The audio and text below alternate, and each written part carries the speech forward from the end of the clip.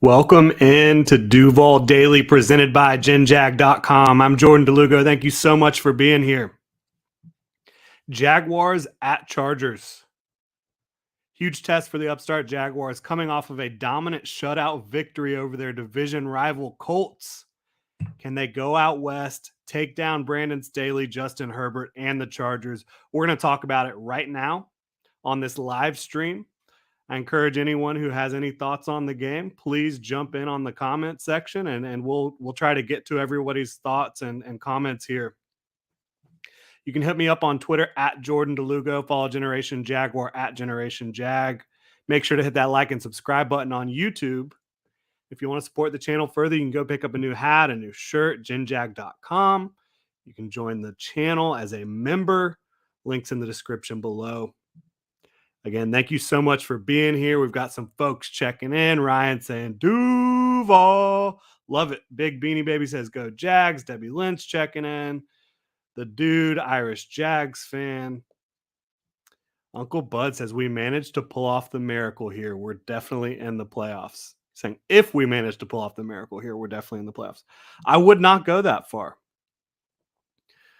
There's a lot that can happen between week 3 and week 18. And there's a lot that will happen. No doubt about it. Jumping into this game, the Jaguars traveling out to the West Coast, they're 3-13 all time in the Pacific time zone. Not a sterling record. Trevor Lawrence has never won a road game. 0-9 on the road. The Jaguars, as a franchise, have lost 18 straight road games. But Doug Peterson hasn't been here for any of that, outside of the week 1 loss to the Washington Commanders. Doug has had success out west. He has had success coaching teams and winning games on the West Coast, has a winning record out there. This team will travel to Los Angeles on Saturday. There's always a big conversation around when do you travel? When do you go out there? Some teams have tried to go on like Thursday and try to get acclimated, or go out Friday, try to get acclimated for a couple days before the game. Doug Peterson said he's talked to some experts on travel, on sleep, all that stuff. They have suggested to him, and this is what he's going to do, and this is what he's found success doing in the past. They're going to go out there Saturday. They're going to try to keep their internal clock on the East Coast time zone, not really adjust anything. Just try to go out there and perform as if they're on the East Coast. Quick business trip there and back. You travel there Saturday, you come back Sunday after the game. That's how they're going to approach this one. We'll see if it pays off for Doug Peterson and his Jaguars. Got some folks checking in. The dude says, I dreaded these matchups last year. So excited for these matchups this time around. Yeah, I think it is a really exciting matchup on a lot of different levels here. And I'm fired up for it too. Joel says, new team. Absolutely, it is a new team. Shay says, if the Jags do beat the Chargers, will there be an asterisk on the win nationally because of Herbert's rib cartilage? Doesn't bother me one bit. Yeah, and it doesn't matter, right? You talk about an asterisk from a national media perspective. It doesn't matter because the national media and the media in general has no control over how the NFL season plays out. The Jaguars have control of their future and their destiny. And all that matters is what they do in that locker room, how the coaches handle things, how the players handle things. It really doesn't matter. There's no like top 25. There's no rankings. It's all based off what you do on the field. That's what gets you into the playoffs in the NFL. So yeah, regardless of Herbert's health, if the Jaguars win this game, it does not matter. Good morning, Jordan, says Daniel. Go Jags. O-line needs to play out of their mind. D needs to be annoying. Also, the Peyton Manning conspiracy theory that Trevor is mirroring. Yeah, Peyton Manning started out 0-9 on the road in his career. And went out his first road win. Guess where? Of course, against the Chargers. And Trevor Lawrence is also 0-9 going to face the Chargers in LA. So yeah, there's a little bit of that conspiracy going on. We'll see if it plays out that way. Alex is checking in, says, go Jags, baby. Let's get that W this week. Dougie P. Going to get this team right on these road wins. We'll see. Jaguars are 0-1 on the road with Doug Peterson. It was a hard fought contest, a well coached contest, a game that the Jaguars should have won in week one. Joel says he went out west with a good team. Those teams out west are good. I don't believe it has to do anything. I do think the time change can impact you, but there's also that point that I agree with. When you have good football teams, they play good football no matter where they are for the most part. I hear you there. Lloyd says, UK fan, watched the Jags last year in London. You can see the difference this year from top to bottom. Yes, I agree with that. Maniac says, gang, gang. Supposed to be a year away from being what this LA team is. Says 24-17 Jags, let's go. Yeah, so that is interesting where these two teams are. It does feel like the Chargers are a year ahead of the Jaguars in terms of their development because Brandon Staley is in his second year as head coach. Justin Herbert in his third year as an NFL quarterback. So I agree with you. When you look at these two teams, it does look like the Chargers are further ahead than the Jaguars, but the Jaguars will have their opportunity to prove the national media, prove everyone wrong. The dude says, Jordan, how do we cut out the Chargers' key players, Mike Williams and Eckler specifically? That's a great question. We'll get to it. First, though, got a couple storylines. Rayshawn Jenkins, Jaguars starting safety, he's headed back to take on his former team. He was teammates with Justin Herbert, Derwin James, a lot of these guys, Joey Bosa. Jenkins really struggled in year one with the Jaguars in 2021. And then coming into this offseason, he attacked his rehab coming off of an injury. He once again showed leadership. He once again was a positive inside the locker room and on the practice field. And you've seen it kind of pay off for him over the first 2 weeks. Week one was not perfect, but he was able to get a pass breakup in week one. He was able to make some plays. Week two comes out, has the best game of his career, gets an early interception, breaks up 4 total passes, makes some key plays against the run. And Rayshawn Jenkins now gets to go back to face his old teammates and show what his new teammates and himself are doing. So I think that's an interesting one, certainly. You've got Doug Peterson versus Brandon Staley, which I think coaching-wise, from a head coach perspective, there are not going to be many matchups that are more intriguing from the chess battle, from the leadership.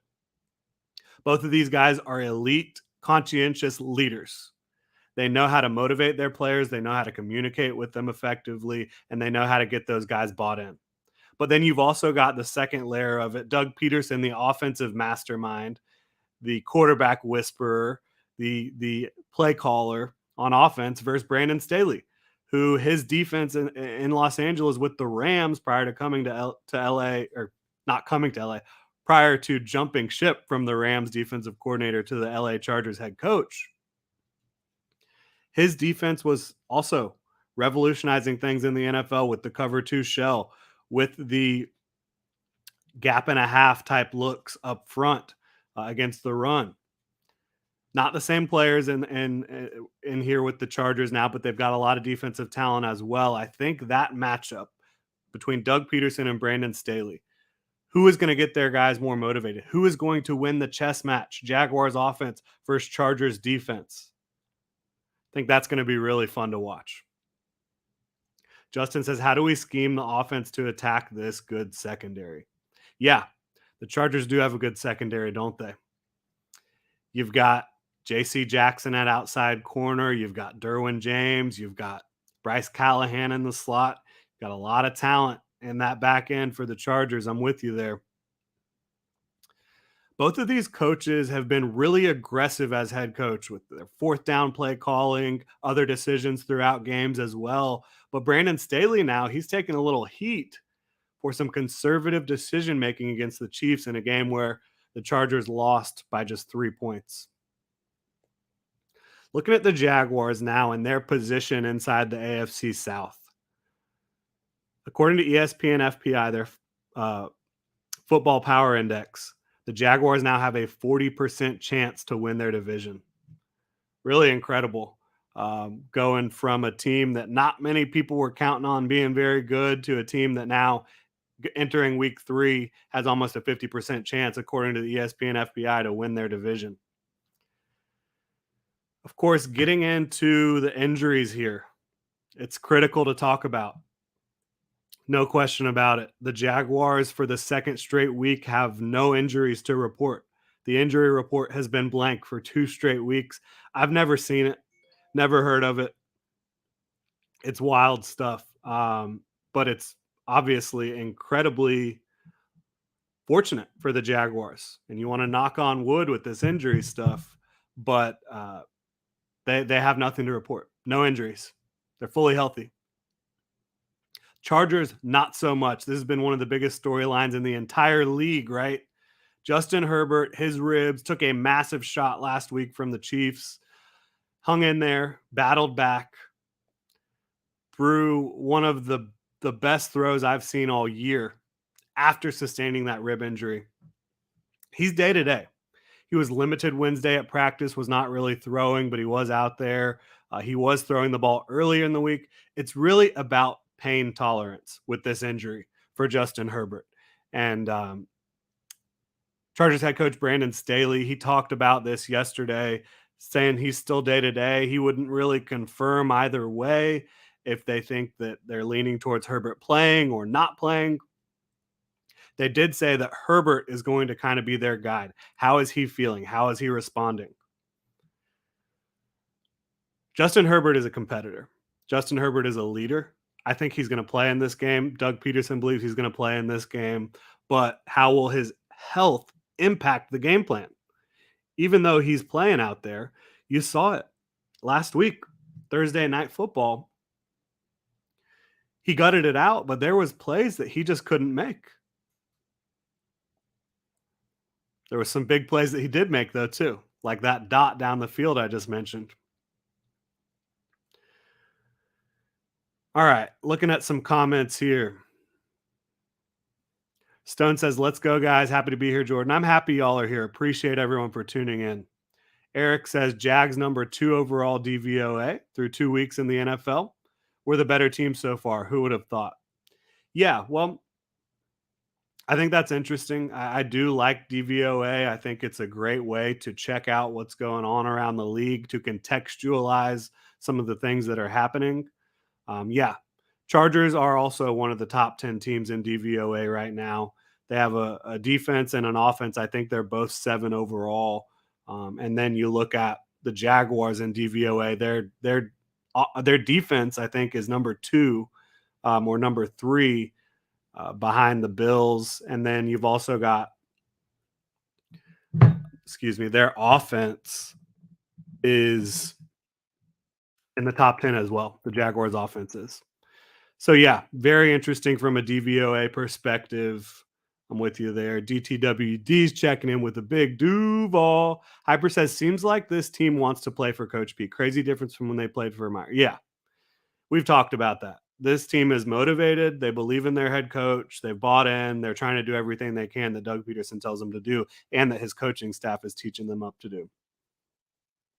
Matrix says, I think Doug Peterson can outcoach Brandon Staley. This game will come down to execution. Most games do come down to execution. Yeah, I'm with you there. I agree that Doug Peterson can outcoach Brandon Staley. Will he? We're going to find out. Ron says, good morning, Jaguars fans. Justin saying, do we like our D-line matchup against their O-line? Yeah, I think that's an interesting matchup. Do we like it? Yes, I think the Jaguars' defensive line is better than the Chargers' offensive line from a run game perspective and a pass rush perspective. However, I think the Chargers' O-line, while banged up right now, there are some more injuries you have to talk about. Corey Linsley, their starting center, he's dealing with a knee injury. He did not participate in practice. He left the game early against the Chiefs. Trey Pipkins, their starting right tackle, he also left the game early with a foot injury. He was limited in practice. So if they have injuries up front, that would be an even bigger advantage for the Jaguars. Obviously, Rashawn Slater, one of the best young left tackles in football. Zion Johnson, a very good young left guard. But I'm looking at, if Corey Linsley's not playing, attacking the right side of that offensive line again, I think that could definitely work out for the Jaguars. And sure, you got to test Zion Johnson. He's a rookie. He's incredibly talented, but he is a rookie. You've got some veterans up front. So yeah, I do think that the Jaguars D line has a advantage against the Chargers O line. DTWD says we can run the ball. We're going to find out. Alex says with Herbert hurt, should the Jags focus a little more on run stopping this week? They were focused on run stopping both weeks so far, right? Week one, Arden Key said it. Their goal was to hold the Commanders under 60 yards rushing.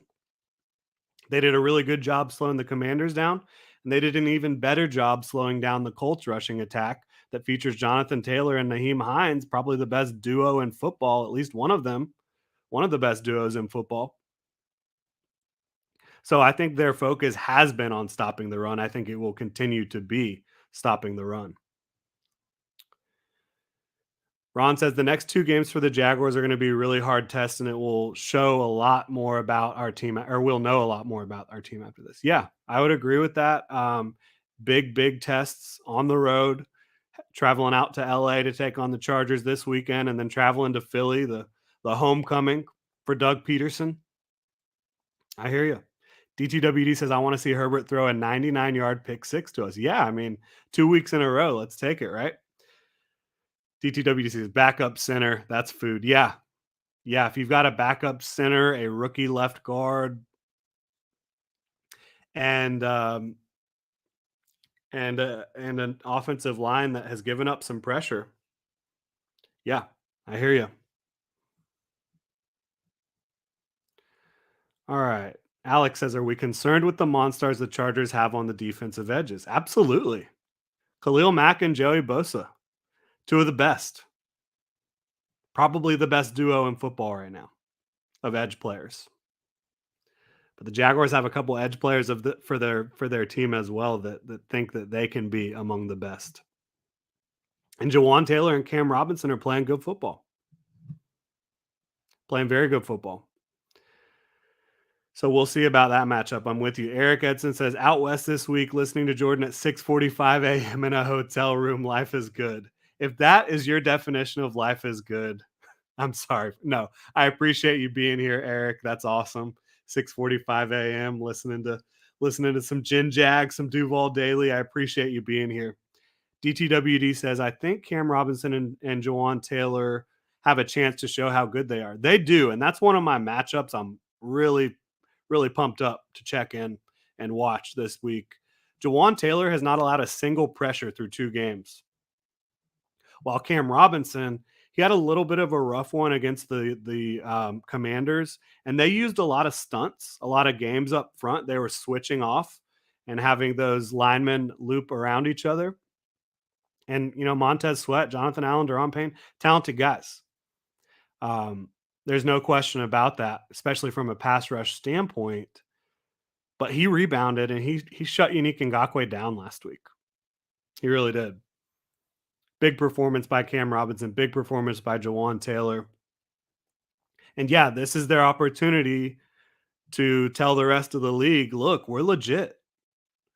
We didn't have proper coaching in the past. We didn't have a good offensive scheme. We've now got a coach that believes in us, a head coach that believes in us, a GM that believes in us, and an offensive line coach that believes in us. We believe in ourselves and we have the talent, and we're going to show why we were early draft picks.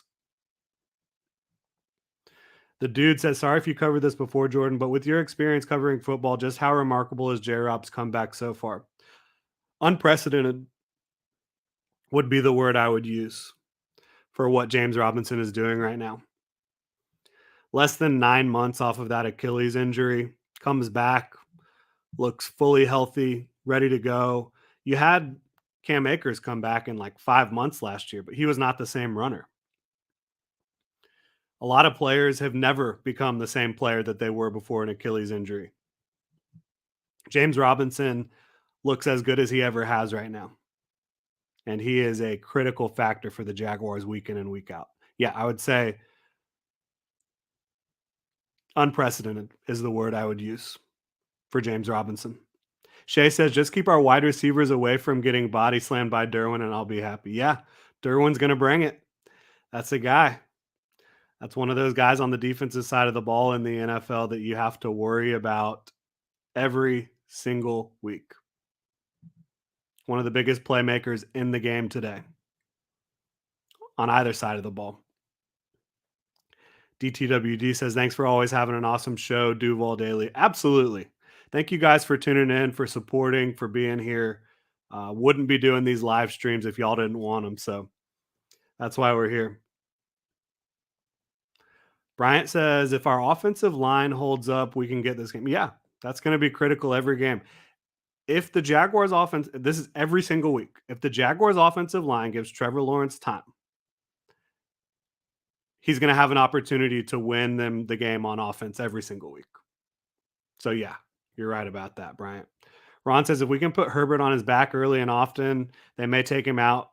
Yeah. Yeah. I mean, if you get a shot on those ribs, and I'm not saying the Jaguars need to be taking cheap shots. I'm not about that life. But look, in the NFL, you can't go high on quarterbacks. You can't go low on quarterbacks. The chest and abdomen area, that is the target strike zone for pass rushers. So, yeah, I think there is a possibility that that could happen. Connor says, if we can stop the short passing game to Eckler and the tight ends, I think our cornerbacks can hold up and the pass rush can get there. Yeah, so that's the thing about the Chargers offense. Despite Justin Herbert's monster arm, they really do like, and this is Joe Lombardi's philosophy coming over from New Orleans, they do a lot of dink and dunk type stuff. They just try to matriculate the ball down the field, if you will. Um, Instead of taking a ton of hole shots and deep shots, they kind of just methodically move the ball down the field. And yeah, they do have a lot of weapons when you look at Gerald Everett, Austin Eckler. Obviously, if Keenan Allen's healthy, who he was limited in practice on Wednesday and missed the game against the Chiefs last week. Keenan Allen's healthy. Got to worry about him. Mike Williams is their really big deep threat. They also have Jalen Guyton, who hasn't been getting very much playing time. He has speed. He can be a deep threat. We'll see if they start to use him a little bit more against the Jaguars. Ryan Smith says, checking in from Rhode Island. Just got my shirt fit/looks great. Awesome. Yeah, if you guys need a new shirt, go check out genjag.com right now. We've got the Duval 1995 throwback tee available in a teal colorway. It's on pre-order right now through Tuesday of next week. You can check that out at genjag.com. Uncle Bud says, I think J-Rob actually gained an extra gear while rehabbing. It did look like it, didn't it, a little bit? Like I said, I think he is in the best shape of his life right now. He looks like a guy that is not coming off of an Achilles injury. Looks like a guy who had a full offseason to just attack and try to grow his game. Pretty crazy stuff. T1F says, I genuinely think Sunday is ETN's day. It could be. And the Jaguars, he had 9 carries last week. He had 3 targets in the passing game, 12 total touches. Yeah, I could see him getting more involved in space. We'll see. But I could also see you trying to get it going up front with J-Rob, running that inside zone, some of that power stuff up front, and just kind of bullying the Chargers off the ball, or at least attempting to.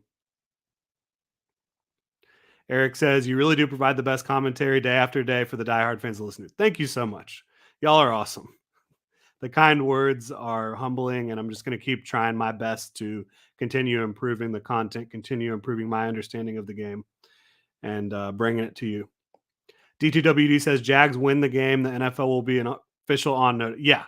If the Jaguars go out to Los Angeles, regardless of Justin Herbert's health, I do think the NFL will start to really take notice because even without Justin Herbert, they have one of the most talented rosters on paper. They have an elite defensive mind, and they have an offensive coordinator who, while not elite, is certainly serviceable and does some good things offensively.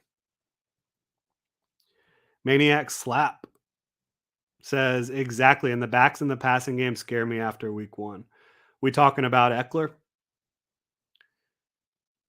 Antonio Gibson, JD McKissick from week 1? Yeah. Getting into some of the things I'm looking at here. For Trevor Lawrence, who just is coming off of his best performance of his career, 25 of 30, 2 touchdown passes, no interceptions, incredibly efficient, 83%. So far, statistically, he's been one of the best quarterbacks in the NFL. When you're looking at EPA, when you're looking at next gen stats, when you're looking at DVOA, everything. Trevor Lawrence has been among the best quarterbacks in the league so far. But this is a new test. Last week, you're going up against Gus Bradley's cover three defense, where you really just know what you can get. You know how to attack it. You have to stay disciplined. You have to take what they're giving you and not make huge mistakes. Trevor did have a couple passes that could have been picked off, but the Colts did not capitalize on those plays. This is a different test, though. Gus Bradley, what you see is what you get with Gus Bradley most of the time. Brandon Staley, completely different. He's kind of more similar to Mike Caldwell with his coverage, where they're going to show you one thing, they're going to give you another. They're going to show a blitz, they're going to back out of it. They're going to show coverage, they're going to blitz. They're going to try to confuse you, and you have to be on your P's and Q's pre snap and post snap. That second or so post snap, when you're reading what's happening, Trevor Lawrence has to be right. Trevor Lawrence has to read this properly. And the Jaguars' offensive game plan needs to give him the answers to the questions and challenges that the Chargers defense is going to present.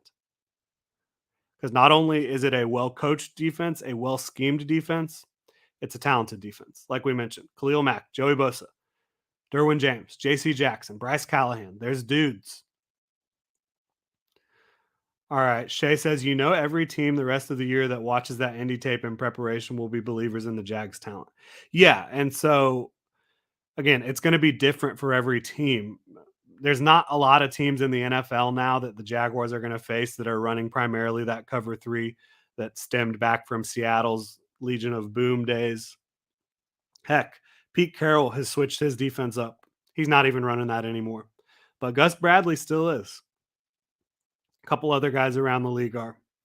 Patrick says we got to get to Herbert and make him very uncomfortable. It's time for Cam Robinson to earn that money because he's going to have his hands full. Yeah, I'm with you. Cam Robinson and Jawan Taylor, biggest tests they've faced so far. Let's see if they can pass the test. The dude says Colts are talented, but they don't have a Derwin. Have to know where three is all game. Absolute game record. Yes, I agree. Derwin James, he can rush off the edge. He can play safety. He can play linebacker. He can play slot. He can do it all. The most versatile, maybe the most versatile player in the NFL. And he can do it all at a high level. And yes, he can force fumbles. He can pick passes off. He can create big plays for the Chargers defense. So, yeah, you got to know where he is every single play. Looking at what the Chargers are doing offensively, I mentioned it's a lot of dink and dunk. It's a lot of quick game stuff. They are giving Justin Herbert answers, right? There are answers to the questions that defenses are presenting to them, but they're just methodical is the best way to put it. They're not really taking a ton of deep shots right now, not trying to test defenses vertically. They're using that underneath intermediate stuff. There is a lot of different formations that they're going to show you. They're going to go from under center. They're going to go from gun. Of course, we have to see if Justin Herbert is playing, how is their game plan impacted by his health? If it is impacted at all. I think it would be. They're going to want to try to avoid him taking hits. So maybe even more quick game stuff, even more running the football. But the Jaguars defense, they know how to stop the run. So that's going to be fascinating there. When you look at how the Chargers try to play football games, how do they try to manage a game? They want to jump out to an early lead and they want to force you to throw the football. That's how they want to play. That's what they did against the Raiders in week 1 and they were able to finish that game 24-19. That's what they did against the Chiefs in week 2. They were not able to finish that game. A lot of that had to do with the pick six. Gerald Everett was gassed after having a really long catch and run. He wanted to be pulled out of the game. Brandon Staley did not allow him to be subbed out. Justin Herbert wanted to throw the ball to him again as he was matched up with a small cornerback. He didn't have the energy to make a play on the ball. Pick six. Game over. Not quite game over, but game wrecker. And that's really the ultimate reason that the Chargers lost that football game, is the pick six. So, yeah, I like their offense. I like some of the things they do. I do think some of the motion, some of the window dressing, some of the movements, I don't really know how they are challenging defenses. Like when you have a guy in motion, it should be for a reason. It shouldn't just be motion for motion's sake. When you have guys, coming out on fake reverses and things like that, how are you testing the defense? How are you poking and prodding and seeing what you can get away with, how you can challenge them? I haven't seen that much creativity in that regard, creating crazy mismatches and things of that sort from the Chargers offense. The Chargers offense is also struggling to run the football. Austin Eckler has not really gotten it going.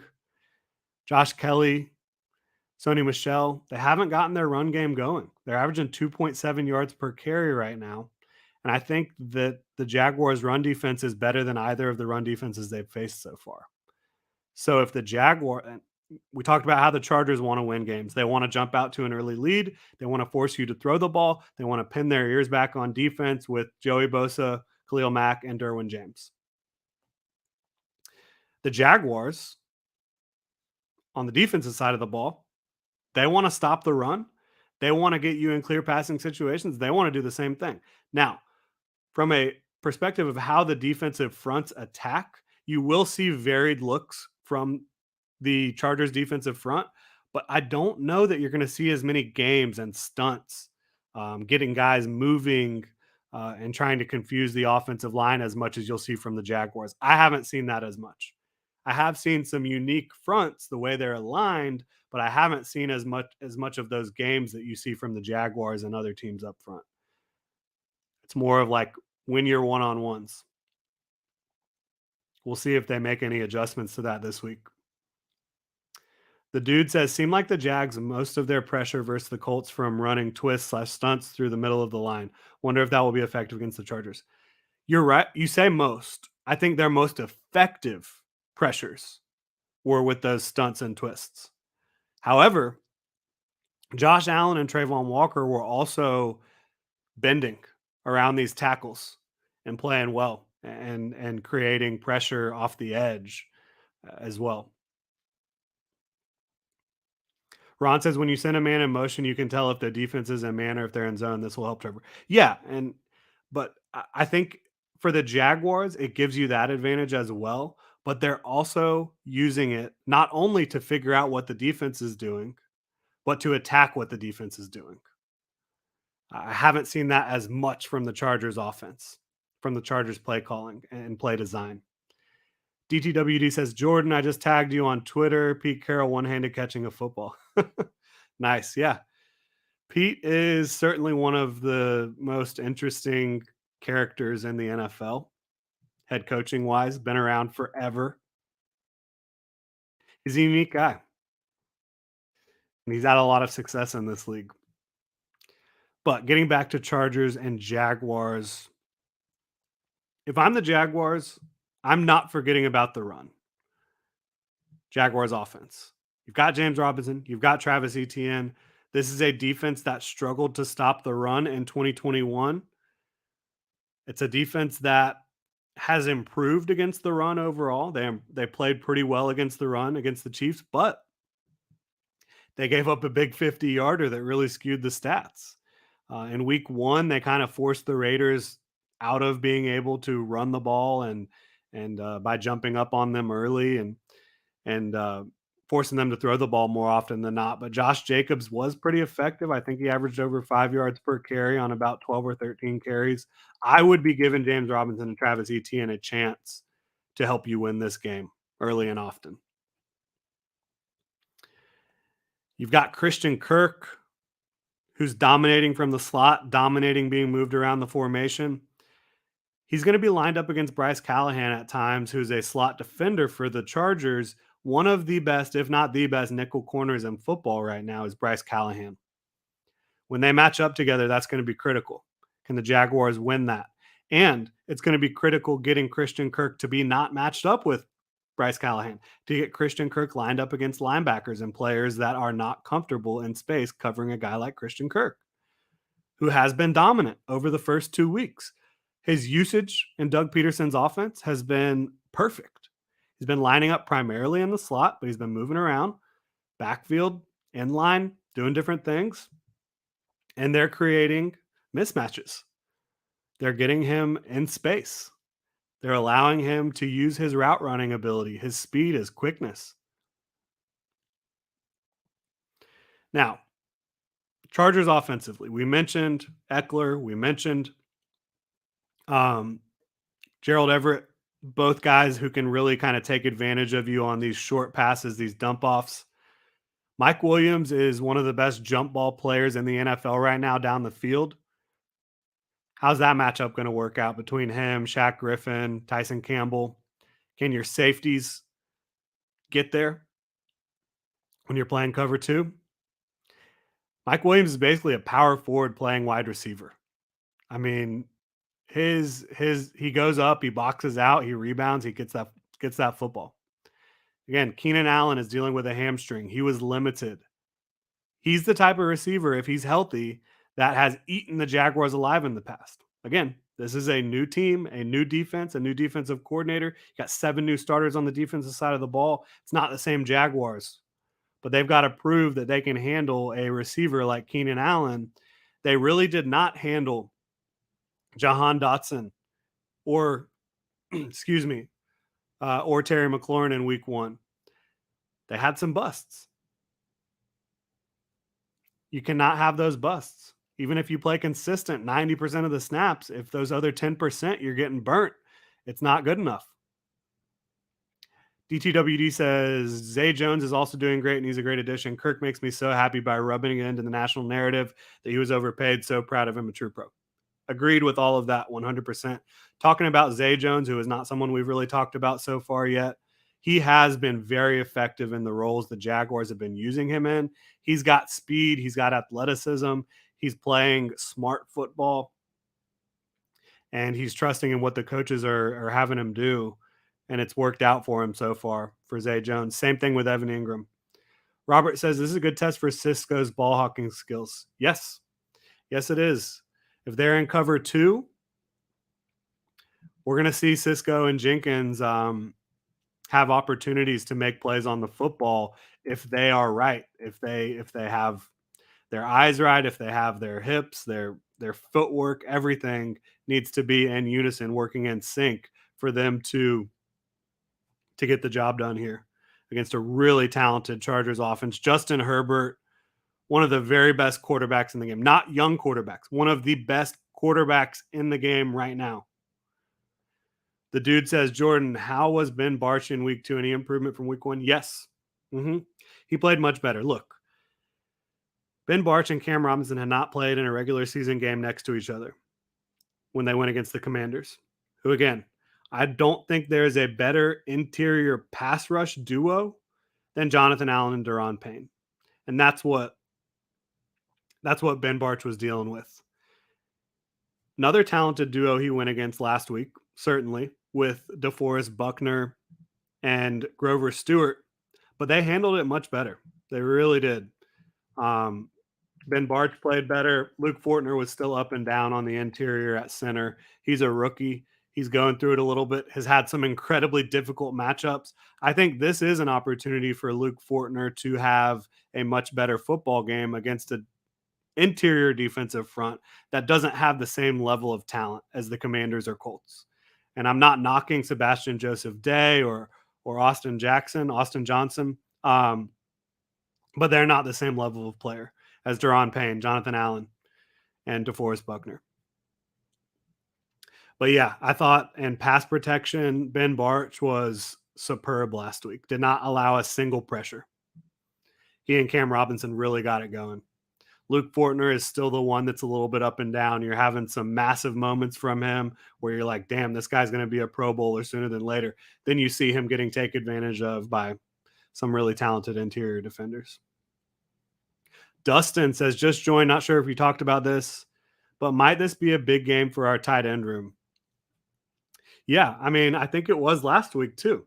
I think Chris Manhertz did a really good job, on the line of scrimmage. I think Evan Ingram played a critical role in that game, picking up 3 first downs, 2 of which were on third down, and, picking up 7 total catches on 8 targets. I think that Evan Ingram is gonna be a factor for sure. Michael says, "We can stop their offense. They're not going to be able to beat them deep because of Herbert's ribs. The Chiefs gave us the blueprint to stop them." I hear you, but you saw Herbert deliver like a 40-yard dot in that last game after the rib injury. So we'll see about that. DTWD says, "Jordan, when you watch the Jags games, do you do anything superstitious?" No, I don't. I'm not very superstitious, maybe a little stitious. No. I don't have any like game day rituals or anything like that. Ron says, shout out to Jenkins. He's talking about Rayshawn. He played great last week, and we were all talking about how he was the weak link on the team. Now looks like a strength right now. Yeah.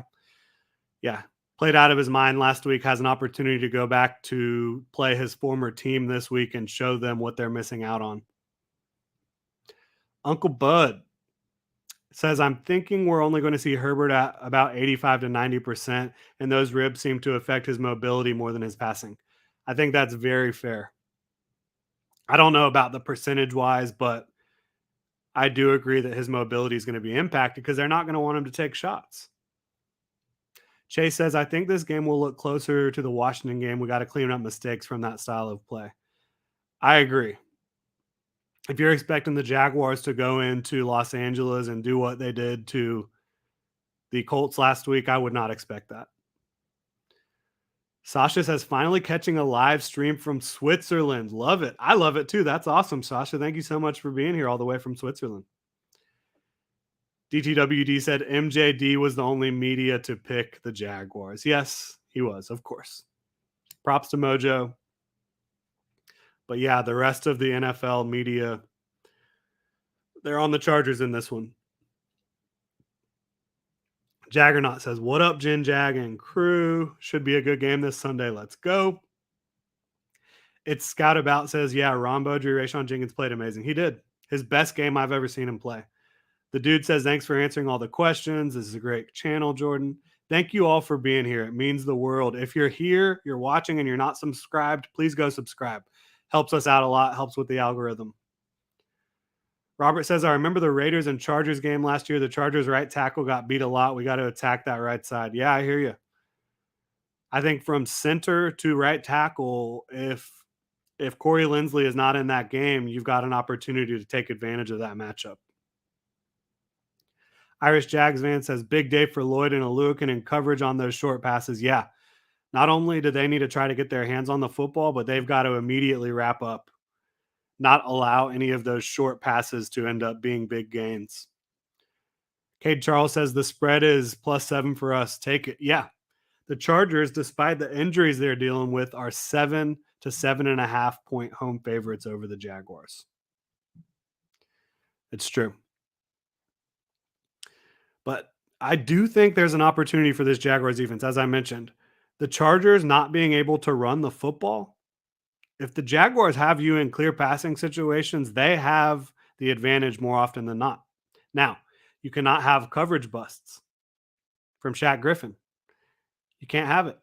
And if you can win with 4, which the Jaguars did a lot last week, it looked like they were bringing pressure because you had guys stunting, twisting, looping, all that fun stuff.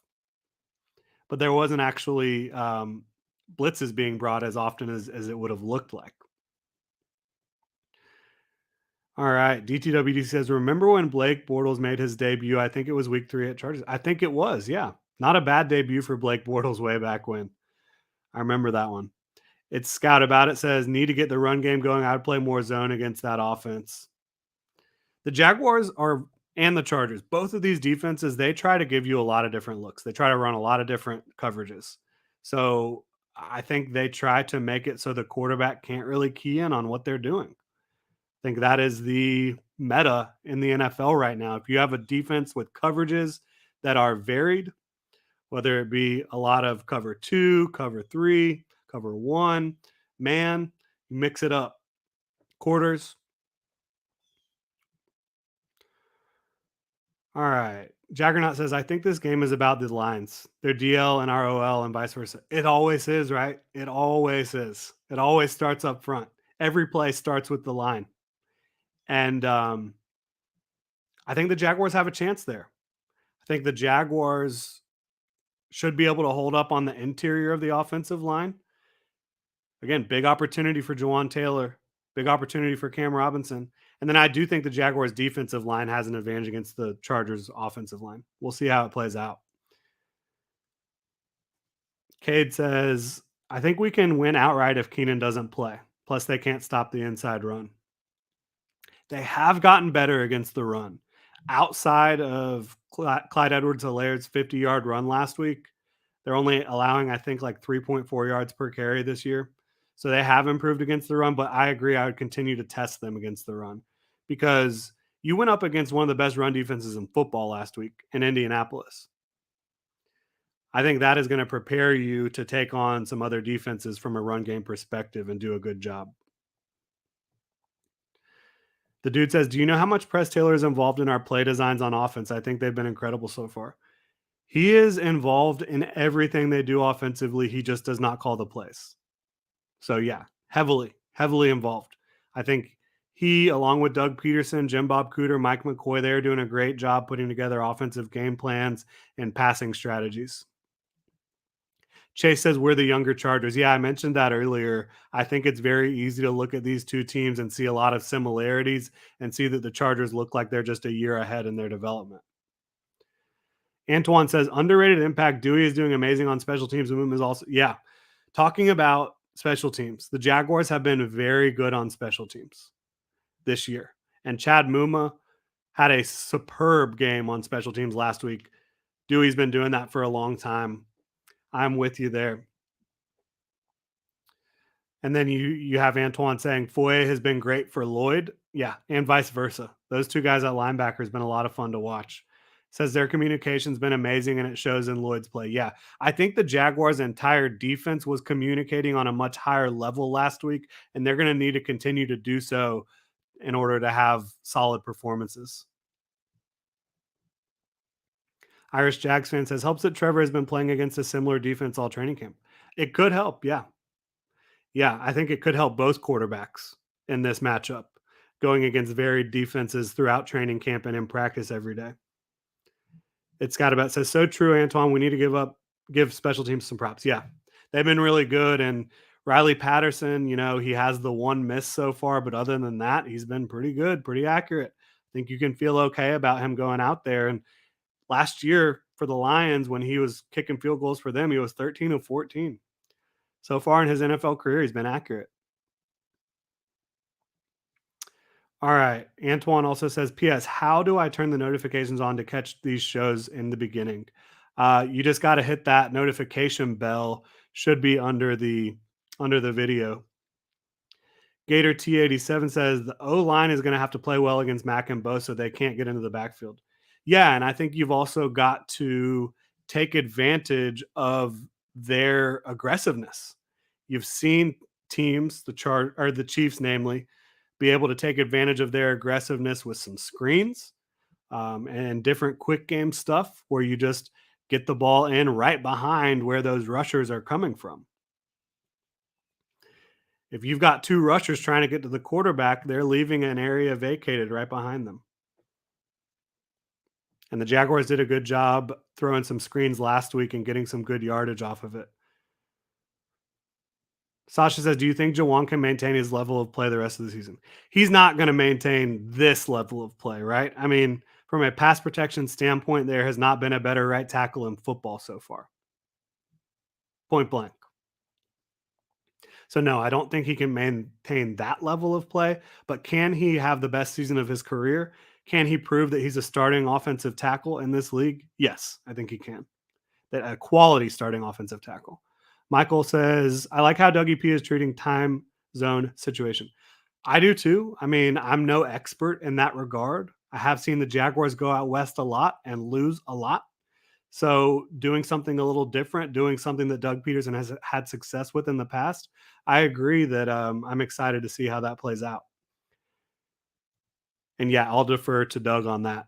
Gator says they're going to have to get after Herbert. I doubt he'll be 100%. He's not going to be 100%. You're right. He is not going to be 100%. There's no question about that. It's Scout About says more screens. Yeah, I could see it. Now, if Bosa and Mac are expecting the screens, then you can see a situation like what you had with Trayvon Walker picking off at Carson Wentz pass. They went to that well a little bit too often, did the Commanders in week one. DZ says we are not 100% successful against Mahomes sack wise. They have a good O line, but we had 4 interceptions dropped or called back. I'm assuming we're a Chargers fan checking in here. Is that correct, DZ? Got the lightning bolt? Yeah, I think both teams have had some opportunities to get turnovers that they haven't taken advantage of. The Jaguars have gotten their hands on a lot of passes. They are leading the league in turnover differential right now, which is a big deal after forcing only 9 turnovers last year, all of 2021. DZ says yes. So yeah, like I said, this Chargers defense presents a lot of problems, not only from a personnel standpoint, but from a scheme standpoint, play calling standpoint. It's going to be interesting to see how that chess match goes back and forth, how the end game adjustments go back and forth between Doug Peterson and Brandon Staley. Jaguars offense versus Chargers defense. But yeah, even though the Jags are leading the league in turnover differential, Josh Allen has 2 forced fumbles that the Jaguars, or a forced fumble that the Jaguars were not able to get on. You've also had Shaq Griffin last week should have picked off a pass. Devin Lloyd should have had another interception. So yeah, I think both teams have opportunities to create even more turnovers than they have already. Gator says, "What weakness do you see on the Chargers that our squad can take advantage of?" Like I said, I don't think the Chargers can run the football against the Jaguars. And if they can't, that gives you a huge advantage because then you can pin your ears back and try to get after the passer, do a lot of fun stuff up front with those talented rushers that you have. Trayvon Walker, Josh Allen, Arden Key, Dewan Smoot, all those guys. So yeah, I would say the weakness, offensive line slash running game. Antoine says, of course, I'll enjoy every moment this season, but it feels amazing to think we can finally enter a draft slash offseason with players we like already on this team. Yeah. Hopefully you can go into this season or go throughout this season and not really be thinking much about the draft. Because usually we get into October, November, it's like, all right, it's draft season for the Jaguars. Scout About says, I want to see ETN get going. Yeah. He was impactful in the passing game last week. Again, catching 3 passes, had 43 yards of yak. But I agree. I want to see him more. But you want to see James Robinson just as much as you can as well. It's a great problem to have having 2 running backs that you want to get the football. Robert says, I think Devon Hamilton is going to have a good game. His breakout game as a rookie was against the Chargers. Yes. He got injured right after that. Or maybe at the end of that game, actually. I think he got injured. Different Chargers team now. Again, his matchup with the center, with those interior linemen against the run, that will be huge. Is Corey Linsley going to play? It's not looking great right now. Did not participate in practice on Wednesday.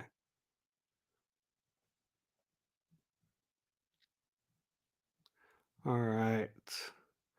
The dude says, Robert, yeah, D-Ham has been great so far this season. He has. Him and Foley Fatukasi, we haven't talked about him much, but they're a big part of why this run defense has been so effective. They are big, strong, gap and assignment sound football players to this point in the season, and they have been menaces against the run. DZ says, kind of banged up after 2 division games on offense. I see us running the same type of offense that you did against the Colts. Our run game is struggling. Yeah, and if you can not make mistakes and execute, it can work. But the Chargers, they do a lot of this short game stuff, a lot of this moving the ball down the field methodically, again, matriculating the ball down the field. We'll see if it works against the Jags. It's Scout About says Arden Key has been an MVP of the defensive line. I wouldn't go that far, but I would say his presence has been critical not only for their mindset, but their skill as well. Him as an interior pass rusher on clear pass rushing downs. Um, but his mindset, he's very professional. And he was one of the ones in the locker room this week, stepped up after the game and said, y'all, We got 24 hours to celebrate this. After that, it's on to the Chargers, on to the next. So I do think he has been critical. I wouldn't say MVP. You've got Josh Allen playing at a really, really high level. Trayvon Walker playing at a really high level, making game-changing plays in both games. DTWD says, wouldn't surprise me if Travis Etienne and James Robinson both have 10 touchdowns by the end of the season. All right. Etienne doesn't have one yet, right? So he's got some work to do. Plenty of time to do it. 15 games left. But yeah, I wouldn't be shocked by that either. Ron says if Allen and Walker can keep Herbert in the pocket and Foley and Roy Robertson Harris can collapse the pocket, we can have success. Yeah, and when you're talking about collapsing the pocket against the pass, it's not just Foley and RRH.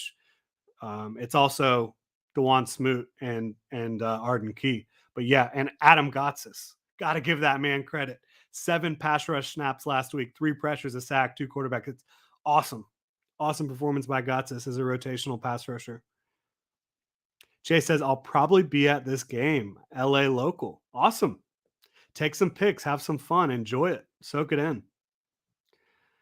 Jaggernaut says, let's hope we draft in the bottom 5 next year. Sure, absolutely. It's Scott About It says, we have more weapons than previously between J. Rob, E.T., and Kirk, Agnew, Zay Jones, Marv Jones. Yeah, absolutely. A lot of weapons.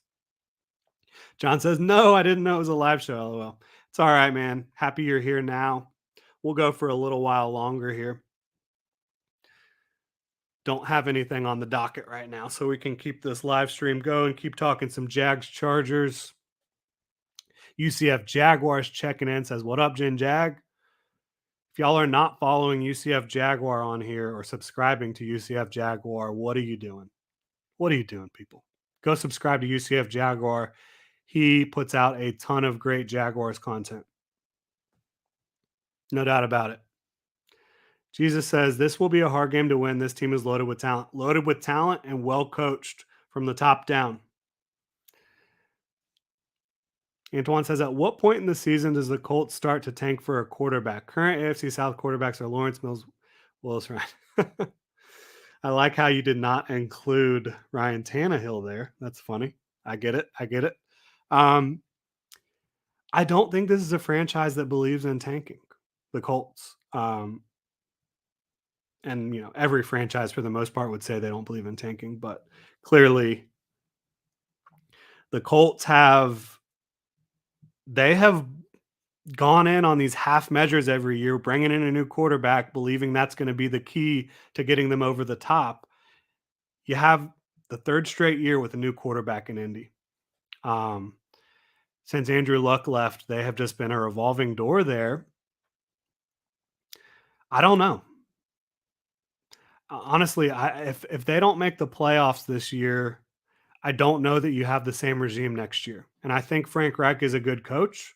I think they have a fair amount of talent, but when you keep hitting the reset button at quarterback, it is hard to be a sustained, successful franchise. It's hard to sustain that success when you have a new quarterback every year. So I don't know. I think it's a great topic to watch. Fascinating topic to watch because again, I do think Frank Reich is a good play caller. I think he's a good coach. I do think probably bringing in Gus Bradley was not the best decision they could have made, defensive coordinator wise, but we'll see how it all plays out for the Colts. I do think with their leadership, with the talent they have on that team, they could get it turned around, but they're going to need to do it quick. Doug in podcast says thoughts on Herbert's ribs. I mean, yeah, you got to try to rattle that guy early. Got to try to get after him. But it starts with stopping the run. Will Herbert be fully healthy? No, he will not be fully healthy, but it will be a pain management situation. He's still day to day. It's still possible that he doesn't play, in which case you throw everything we talked about out the window. Chase Daniel or their other backup quarterback who Easton Stick. Yeah. Jaggernaut says, got to see a collab between UCF and Jordan. Absolutely. We've done that before. We did one before the start of the season. We need to do it again. Maybe we can get that going next week. Antoine says, It's Scott About It says in response to Antoine, if their record is 2-9, 11 games in, then they'll start tanking for a quarterback. I don't know. With Matt Ryan, I don't think you're tanking. I don't think he's going to allow that. John says, "What's our biggest concern for this game? Is it DBs?"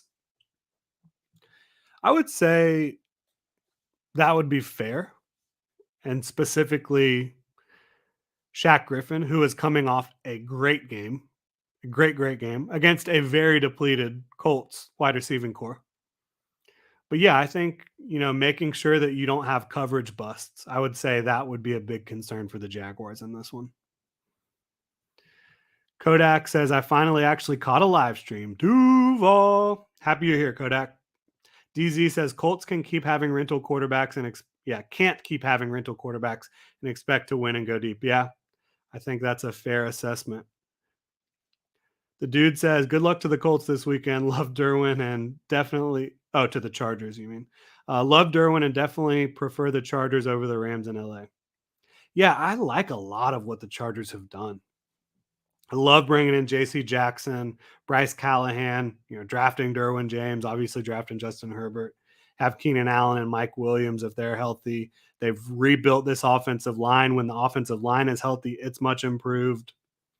Yeah. Scout About says, I mean, Gus was a good defensive coordinator, but recent years his scheme has been figured out and he hasn't adapted. Yes, I think that's a fair assessment. Ron says, I watched some of the Colts after the game and they were all calling for the coach's head. It was fun watching an opposing team crying. Yeah.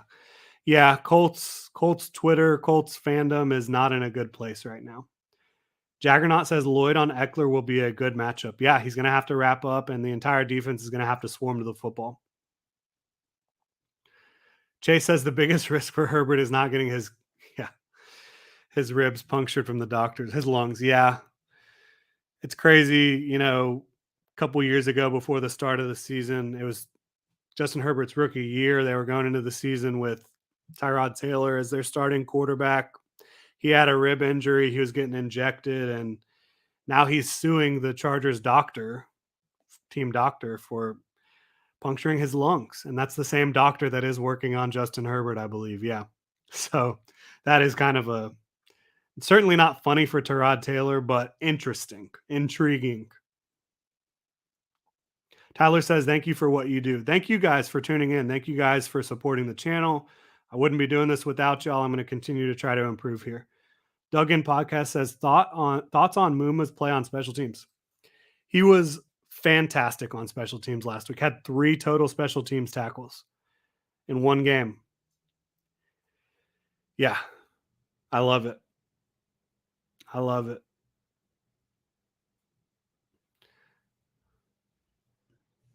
John says, great rebound. I don't know what we're talking about there. All right. Crazy says, I'm hoping the Jags can just compete with the great team the Chargers have and won't be ready to pack it up at halftime. If that is your expectation, if that is your hope, I don't think you're going to be disappointed.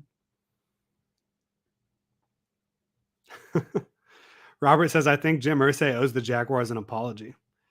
I would say it's probably the other way around. Poor Jim Irsay. Poor Jim Irsay. Jaggernaut says, I totally felt like the Colts fans watching our Gus Bradley D being soft and giving. Yeah. Yeah. Jaguars fans can relate. John says, if we can put together a game like last week, I think we could squeak on by. If they put together a game like last week, they're going to win the game. They were dominant last week. It wasn't just the Colts playing bad football. Jaguars had a perfect game plan, executed to perfection. Tyler says, you think if Jawan Taylor can keep this consistency, we extend him? I know we like Walker, but if he's getting outplayed, goodness, if he continues this level of play, his free agent market is going to be massive. And yeah, I would think that you want to try to find a way to keep that guy. I agree with you if he continues to play this way. Antoine says, thank you for this space, and the teal gin jag gear is amazing. Awesome. Thank you, Antoine. Dustin says, any thoughts on Muma being another matchup against Eckler? Look, Muma has not gotten on the field on defense outside of spelling Foye and Devin for a few plays in week one. Didn't play any defense last week. So I'm not sure about that, honestly. Now, I would love to see Muma on the field on defense. He's a great, great young linebacker, in my opinion, and he is a really good linebacker covering backs out of the backfield. But I don't expect to see him out there. It's got about, it says, we know the Jaguars have struggled in the Pacific time zone, but they aren't alone. 8 other teams haven't won in LA since 95. Okay.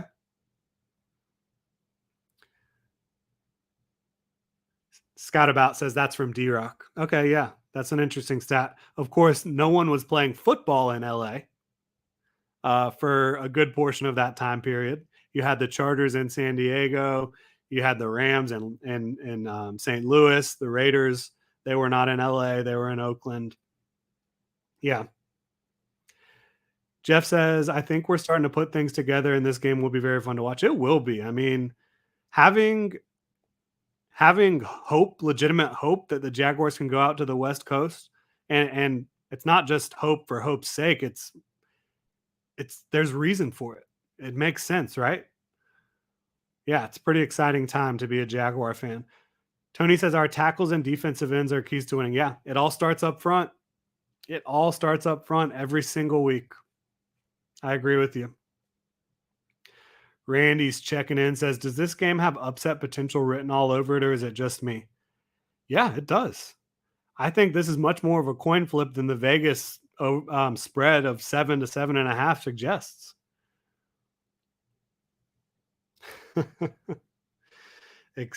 Ex-Sailor says, deciding game winner, Jacksonville special. And now we've got some spam chats coming in. Sorry about that, everyone. Shay says Logan Cook is still playing great. He might be a big part of keeping the Jags in this game this week. Flipping the field might be key. Yeah, Logan Cook, one of the best players on the roster, one of the best punters on the planet. Jeff says, I read their starting center is out and already banged up on the guards. This could be a great day for the D-line. Right, and we don't know what Corey Linsley's status will be. He's one of the best centers in football. He did not participate in practice on Wednesday. He's dealing with a knee injury. So we'll see how that plays out. Crazy says the defense is going to have a hell of a game and get after Herbert. Yes, they are. And they're capable of doing so, but we've seen the defense been able to do that for 60 minutes. We've also seen them been able to do it for 80 to 85% of a game and then have coverage busts against the Commanders. Jeremy says, will the Jags offensive line struggle against the Chargers pass rush? That's fascinating. I don't know. I think when you saw the Jaguars offensive line struggle against a pass rush so far this year, we've only had 2 examples, right, of Jaguars offensive line versus another defense. They struggled on the offensive left side, center to left tackle against the Commanders, who had incredible talent with Daron Payne, Jonathan Allen, and Montez Sweat, and a really nice scheme where they were stunting and switching and confusing the Jaguars offensive line. If the Chargers do that, yeah, I think it could be problematic. If they just have Bosa and Mac running heads up against these tackles and they're not really running any games up front, I think the Jaguars have an opportunity to handle that. Jaggernaut says, think our chances are better against the Chargers or Eagles? That is a fantastic question. I've been thinking about it a lot myself. I haven't studied the Eagles the way I've studied the Chargers. But I would say right now, I actually like the matchup with the Chargers a little bit more. Obviously, I do think Justin Herbert's a better quarterback than Jalen Hurts right now, but the way the Eagles offense is being run around Jalen Hurts has been superb. The way the Eagles defense can lock down opposing receivers has been superb. I would say I like their chances better right now against the Chargers than I do against the Eagles, but I think they could win either game. I'm not predicting them to win both games. I think that they will pick up a victory on this 2-game road trip. I do believe that.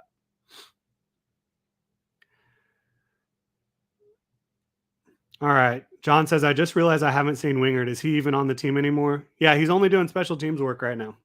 Cisco and Jenkins have been out there pretty much every play. Antoine says, I'd rather have Campbell against Allen over Griffin. What say you? Seems Griffin mistakes are more skills and Campbell is. Uh, I don't agree with that. Campbell really is a smart football player. He's fundamentally sound. Yeah, I would say I think Keenan Allen is the more proficient pro receiver who's going to be able to create more separation than Mike Williams. In that regard, I probably would say I'd want Campbell on Keenan Allen, and I'd want the Jaguars to try to just eliminate Mike Williams with safety help and Shaq Griffin and all that, and just try to pray that he's not able to go up and get some of those rebounds like he normally does, those big jump balls. Yeah. Austin Eckler, he has gone off against the Jaguars before. He was one of the most effective overall running backs in 2021 in the NFL. Jaguars do have to bring it there. They got to win the turnover battle again, too. They've been crushing it on the turnover battle. They have the best turnover differential in football right now. So, yeah, Jags got to keep that up. I'm very impressed with Doug Peterson, everything he's done so far. I'm impressed with the way he's handled the Jaguars having a big victory over the Colts. His mantra every week right now is so what, now what? Against the Commanders, you lost. You lost a close game. You lost a game that you should have won. So what, now what? The past doesn't matter. You got to go 1-0 this week. I like that attitude. I think for this Jaguars team, you have to trust in your preparation. You have to trust in your work ethic and your coaching, and you'll be able to go out there and have a chance to win. You cannot believe the hype. You cannot buy into the hype. You cannot lose focus this week. Getting into some more comments here. Scout About says that's if Keenan goes. Yeah, Keenan Allen is limited right now. He's dealing with a hamstring. How healthy will he be on Sunday? Jeff says, do you think we should play more man or zone in this one? Their wide receivers aren't that fast and allow us to keep our eye on the ball and come out with a few interceptions this week. I think you want to run more zone than man. But again, varied coverages. You want to switch it up. You want to cause problems. You want to have Justin Herbert thinking just a little bit more than he normally has to, trying to identify what you're doing pre and post snap. All right. And I do think whether or not Keenan Allen is available impacts how you play. Jaggernaut says, do you wear jerseys on game day? If so, who's your most worn jersey?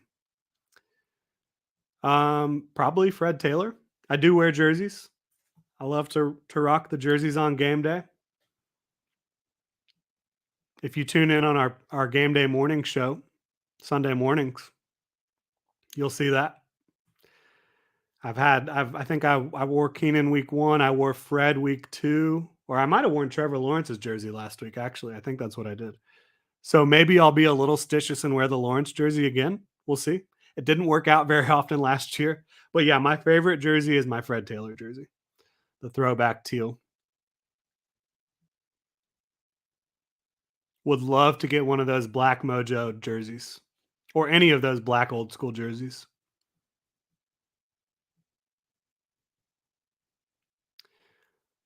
Jeff says Doug P is 3-0 against the Chargers. Very good. And he's also has a winning record on the West Coast.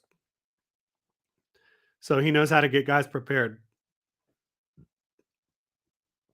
Jeremy says, how do you view the game script for this matchup? Okay, so if the Jaguars have their way, they're going to stop the run We're just going to force the Chargers to throw, and they're going to take advantage of clear passing situations, and they're going to try to jump out to an early lead. They're going to try to pass the ball to score and run the ball to win. That's Doug Peterson's philosophy. You saw that last week. If the Chargers get up early, well, excuse me, the Chargers, if they have things go their way with the game script, it's going to be kind of the same thing. This is what every team wants to do, right? They want to score early. They want to get an early lead. They want to force you to throw the football. Both teams are going to be trying to do that. It's going to come down to who can execute. And if either coach has a tendency that the other coach is able to take advantage of. But I expect it to be a close game throughout. Percy says Campbell is just so locked on that receiver that he loses the ball sometimes. That skill will come. And he's made plays. He's made plays on the ball in that same situation. I've seen him do it. That was a bang bang play. I think he might have been expecting.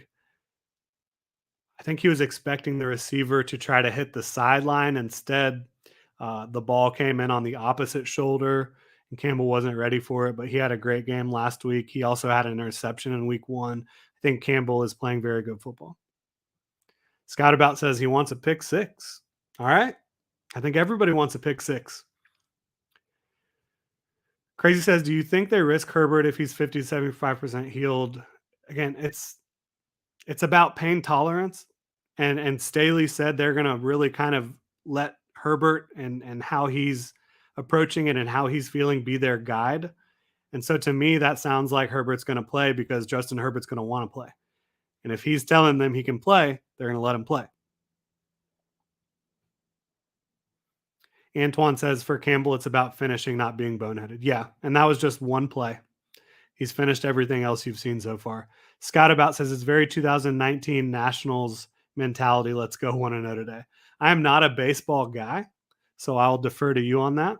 John says Staley said that his program lets the players decide first, so it'll be up to Justin. Exactly. Yeah, that's what I was just talking about. Randy says, what's your official score prediction for the game? Or are you going to wait and make that a separate video? Yeah, so I have been doing the score predictions in this game preview every week, but I'm going to switch that up and I'm going to save that for Saturday this week, partially because we don't know what's going on with the Chargers and their injury situation, partially just because I want to give myself more time to think about this one. But yeah, I believe Saturday morning I will be dropping some predictions. And actually, Clay Harbor and I do the Believe in Jaguars show, which you can find on whatever podcast platform you listen to. You can also find it here on the Gen Jag YouTube channel. We're gonna have some predictions tomorrow as well. Shay says, how did Doug not get hired somewhere else? I mean, Jags interviewed him first, but waited forever to hire him. I don't know.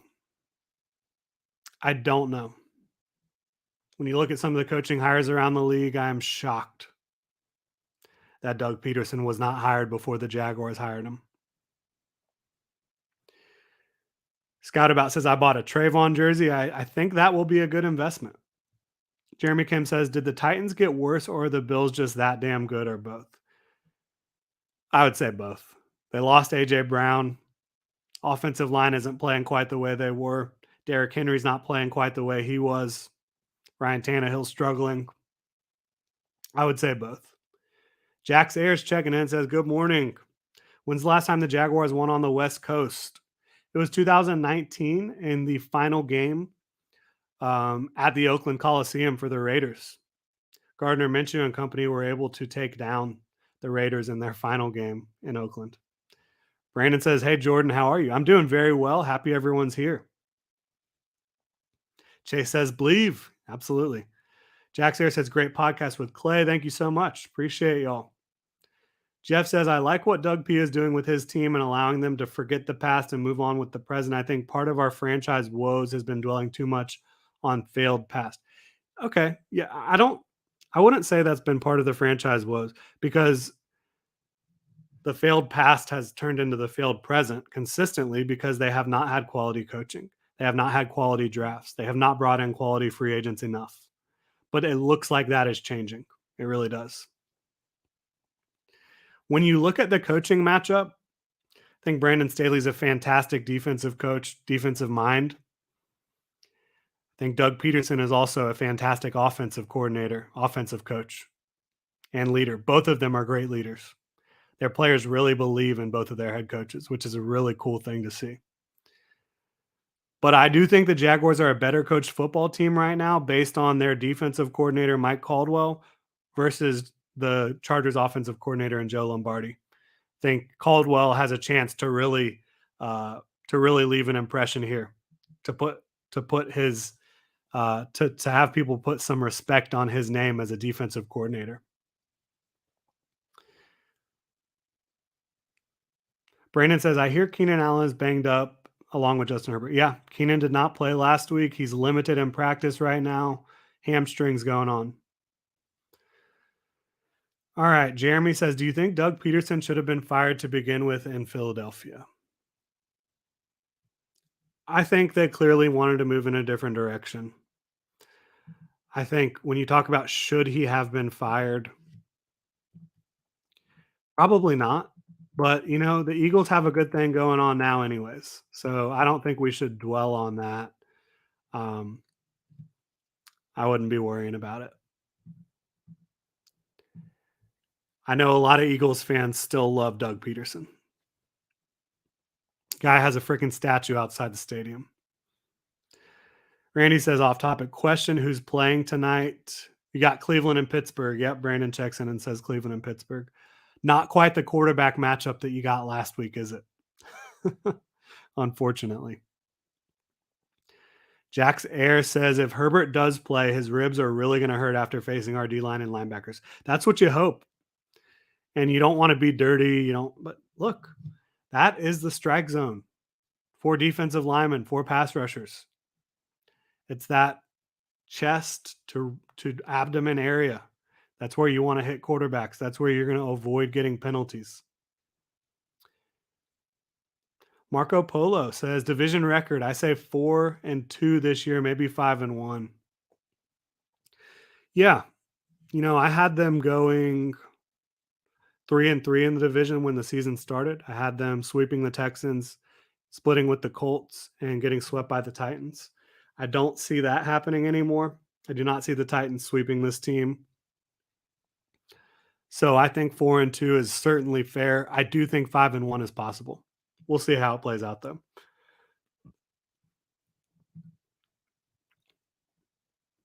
We'll hang out here for a few more minutes. Hang out till 11. It's 10:54 right now. If y'all have any other questions or anything you want to get in. But yeah, the main things here I'm looking at the coaching battles. I think Mike Caldwell versus Joe Lombardi is fantastic. I think Caldwell has a real chance to stake his claim as a really good defensive coordinator here against a well-rounded Chargers offense, talented Chargers offense. And I think Doug Peterson versus Brandon Staley, it doesn't get better than that. It does not get better than that. And then you look at the matchups up front between the offensive lines and defensive lines, they're going to be huge. You've got Justin Herbert head to head with Trevor Lawrence, two of the best young quarterbacks in the NFL. You've got so many playmakers on the Chargers defense. Joey Bosa, Khalil Mack, JC Jackson, Derwin James, Bryce Callahan, Drew Tranquil is a nice linebacker. They got some better interior pieces as well. Sebastian Joseph Day, Austin Johnson. And they got hell of offensive weapons too. Gerald Everett is very dangerous in space. Austin Eckler, same thing. Keenan Allen, if he's healthy. Mike Williams. Jalen Guyton, Josh Palmer. They got players, man. It's an exciting matchup.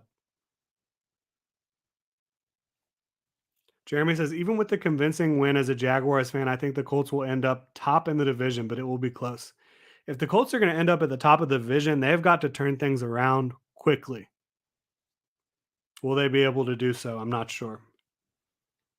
Jax Air says, keep up the great content. You're killing it. Thank you so much, Jax Air. Thank you so much for everybody being here. Percy says, "Did you get a chance to watch Staley's press conference? He's concerned about the Jags. You can tell." I would be too.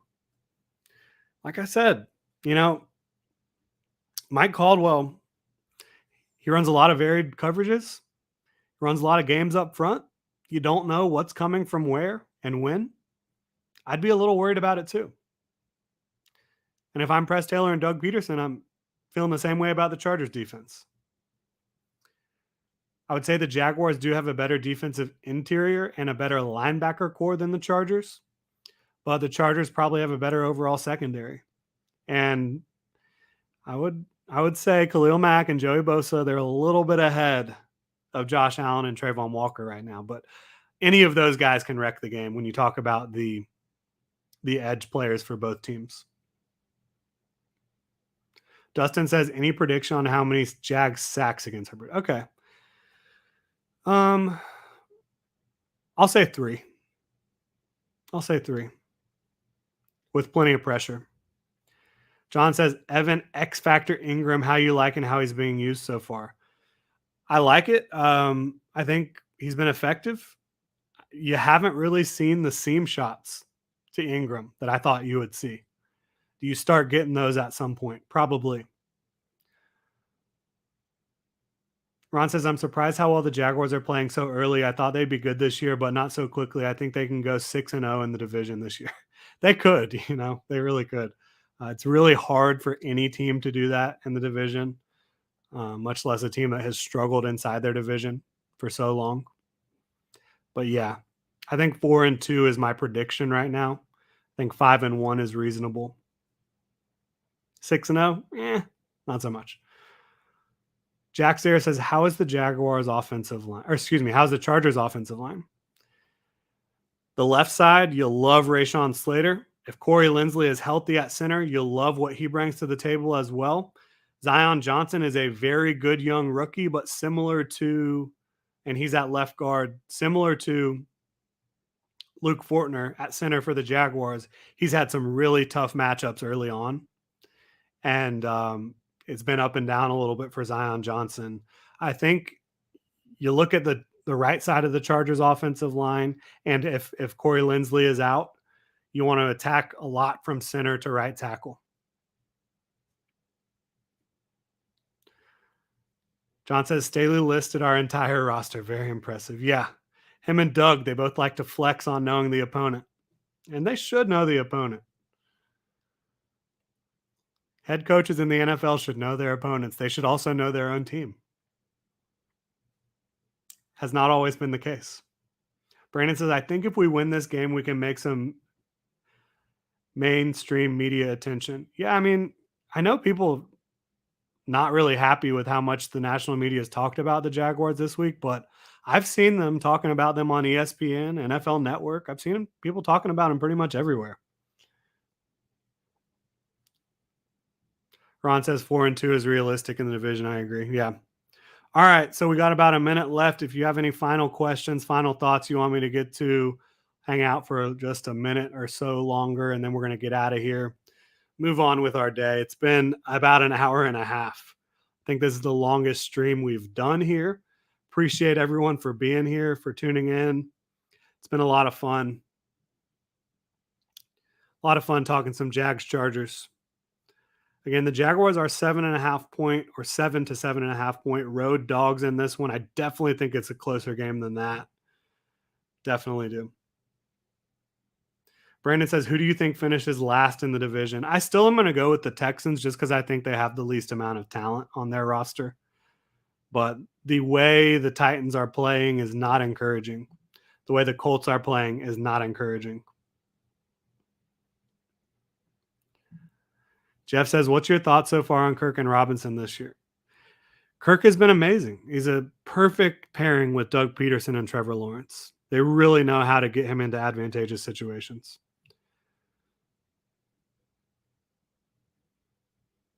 Tom says, reminds me of the boat era in 2017. We were all over ESPN. Yeah. Team-wise, very different team, but yes, getting some attention. And Robinson, I assume you're talking about James or Cam. I don't know. But James Robinson has been fantastic. Cam Robinson has been improved, was not quite good enough in week 1, bounced back with a really great performance against the Colts in week 2. James Robinson's been great both games. Jeremy says, what are your biggest takeaways about the Jags in the AFC South through the first 2 weeks? Biggest takeaways about the AFC South is every team in the AFC South is in trouble outside of Jacksonville. The Texans are trying to figure out, is Davis Mills our guy of the future? Titans are reeling. Colts are reeling. And the Jaguars are headed in the right direction organizationally. Chase says, thanks for the stream. Ron says, thanks, Jordan. We appreciate all the content. John says, what's your favorite ice cream flavor? I mean, the go-to is probably cookies and cream, just like very easy, plain and simple. But I do like vanilla, like Doug. I do like pistachio is probably one of the weirder ones I like. I know not everybody's about that life, but I do like that. Nidge says, I don't know if you answered this, but has your record prediction changed since our performance against the Colts? Yeah. Yes, it has. I believe that the Jaguars are on pace now to go 8-9 versus 7-10. And 8-9 might be good enough to win the division. If they beat the Chargers, we might adjust that even further. Jeff says, first time catching your live stream. Really enjoyed it. Much love from a Canadian fan. Awesome, Jeff. Thank you so much for being here. Jacob says, do you think we can beat Green Bay? Why is that a concern right now? That's my question.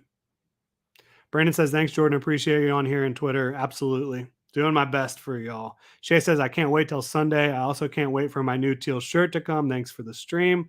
Shay, thank you so much for supporting the channel by going and getting a shirt. Means a lot. Helps us out a lot. And absolutely, we'll get those out as quick as we can. They are on pre-order right now. Pre-order will be available until next Tuesday. And then we'll get the order in, and they should be in about 2 weeks after that. All right, y'all. That is going to do it. Again, thank you so much for tuning in. I would not be doing these live streams without y'all. These are for the fans to interact, to have a good time, to get fired up. Okay, I'll answer this. Jacob says, my dad's a Packers fan. It's an ongoing argument. Could the Jaguars beat the Packers? Yes. I think the Jaguars could go toe-to-toe with any team in the league right now. Would they beat the Packers? Obviously, that would be dependent on health. It would be dependent upon where the game is being played, when it's being played, all those things. But could the Jags hang with the Packers? Yes. All right, got a couple more things in here now. Kyrie says, do you think the Jaguars will make it in the playoffs this year and win a playoff game? I think they will win their division. I have them winning their division.